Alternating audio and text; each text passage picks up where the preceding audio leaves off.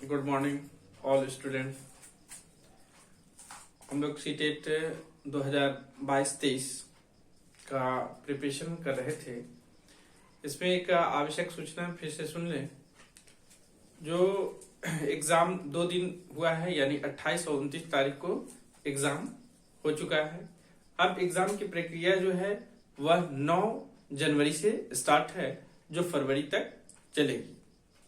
तो जिनका जो एग्जाम में अभी शामिल नहीं हुए हैं या जिनका एडमिट कार्ड नहीं आया है, तो एडमिट कार्ड अब वो अपना लॉगिन करके ये देख लें कि इनका एग्जाम कब है। उससे 2 दिन पहले जो है वो एडमिट कार्ड जारी किया जाएगा। तो सारे का शेड्यूल सीबीएसई ने अपने साइट पर डाल दिया है, तो उस चीज को देख लें कि मेरा एग्जाम कब है।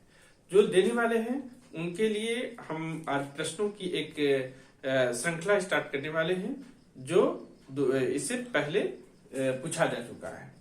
अब यहाँ पास एक क्वेश्चन है कि संज्ञान और संवेग के बीच किस प्रकार का संबंध है। संज्ञान और संवेग के बीच किस प्रकार का संबंध है। तो संज्ञान का मतलब क्या होता है? संज्ञान का मतलब होता है समझ से।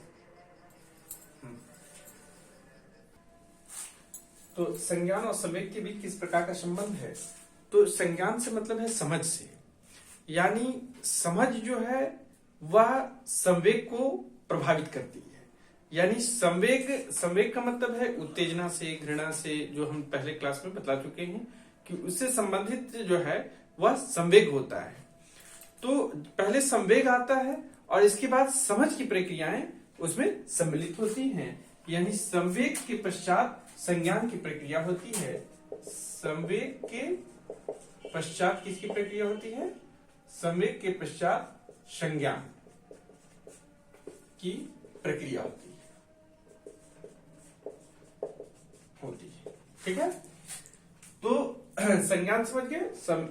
संवेग का मतलब है कि जो उत्तेजनावश होता है, जिसमें समझ ज्यादा इफेक्टिव नहीं होता है, जबकि संज्ञान में समझ एक्टिव होता है।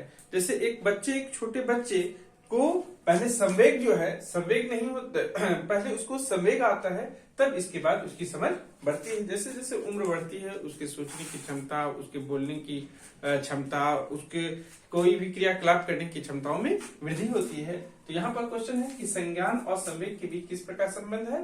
तो संवेग के पश्चात संज्ञान की प्रक्रिया होती है। नेक्स्ट क्वेश्चन है कि ज्ञान के सार्थक संरचना की प्रक्रिया का महत्वपूर्ण पहलू क्या है।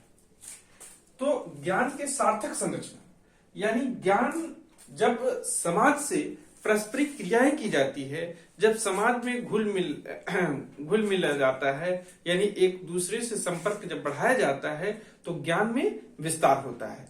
जैसे बच्चे जब अपने छोटे होते हैं तो अपने परिवार में होते हैं, जैसे जैसे वो बड़े होते हैं तो वह परिवार के बाद जो है, परिवार भी एक समाज की व्यवस्था है, और जब वो बाहर निकलते हैं तो वहां से कुछ चीजों को समझते हैं, सीखते हैं और उसकी तरह बिहेव करने लगते हैं। यानी उसकी सार्थक संरचना की प्रक्रिया का महत्वपूर्ण पहलू क्या है। तो सामाजिक पारस्परिक क्रियाएं, सामाजिक पारस्परिक क्रिया, यानी समाज में उनका परस्पर मिलना जुलना, ये सामाजिक पारस्परिक क्रिया कहलाता है। यही ज्ञान की सार्थक संरचना है। अगर सिर्फ एक बंद दीवारों के अंदर अगर ज्ञान दिया जाए तो उसमें वो उतना विकास नहीं हो पाएगा, जैसे कि समाज के साथ वो आसानी से सामंजस्य बैठाने के लिए वो समाज में आएंगे। नेक्स्ट क्वेश्चन है कि बाल्य अवस्था की अवधारणा से क्या अभिप्राय है। यानी बाल्य अवस्था की अवधारणा से क्या अभिप्राय है। यानी बाल्य अवस्था में क्या होता है कि बच्चे अलग अलग संस्कृति और जिस सभ्यता और जिस संस्कृति में वे रहते हैं, बच्चे उसी चीज का वह अनुसरण करने लगते हैं। यानी बच्चे की सीखने की प्रक्रियाएं लगभग सभी संस्कृति में समान होती हैं। यानी यह उम्र जो है वह 12 वर्ष से पहले, यानी 12 वर्ष से पहले की जो अवस्थाएं होती हैं, तो जो बाल्य अवस्था के अंतर्गत आता है, उसमें बच्चे को जहां भी रख दिया जाए, जिस समाज में भी रखा जाए, जिस परिवेश में भी रखा जाए, बच्चे उसी की तरह बिहेव करने लगते हैं। यानी उसके सीखने की प्रक्रिया अगर मान लिया कि कोई बच्चा जो है वह तेलुगु भाषी में उसकी परवरिश हो रही है तो वह तेलुगु वह आसानी से सीख लेगा। अगर और किसी क्षेत्र में है तो जहां पर के आसपास जो भी बोला जा रहा है, जो चीज समझा जा रहा है या जो चीज किया जा रहा है, वह चीजों को वह आसानी से ग्रहण कर लेते हैं। तो यही बाल्य अवस्था की अवधारणा है। यानी बच्चे जिस परिवेश में होते हैं, यानी इसके सही आंसर हो जाएगा कि बच्चों में यानी बाल्य अवस्था में सार्वभौमिक संस्कृति का प्रभाव समान रूप से पड़ता है। नेक्स्ट क्वेश्चन है कि परिवार एवं पास पड़ोस बच्चों के समाजीकरण की कौन सी एजेंसी है।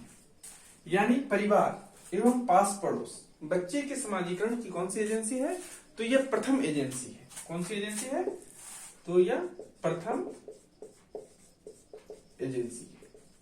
ठीक है, जैसे बच्चे अपने परिवार में माता पिता भाई बहन जो भी हो, और जब वह परिवार से पड़ोस में निकलते हैं तो वह कौन सी एजेंसी है, प्रथम एजेंसी है।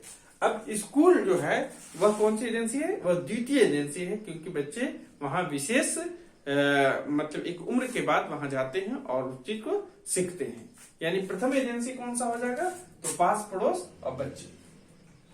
नेक्स्ट क्वेश्चन है वाइगोत्स्की के अनुसार जब एक वयस्क बच्चे के निष्पादन के वर्तमान स्तर को सहयोग द्वारा विस्तारित करता है,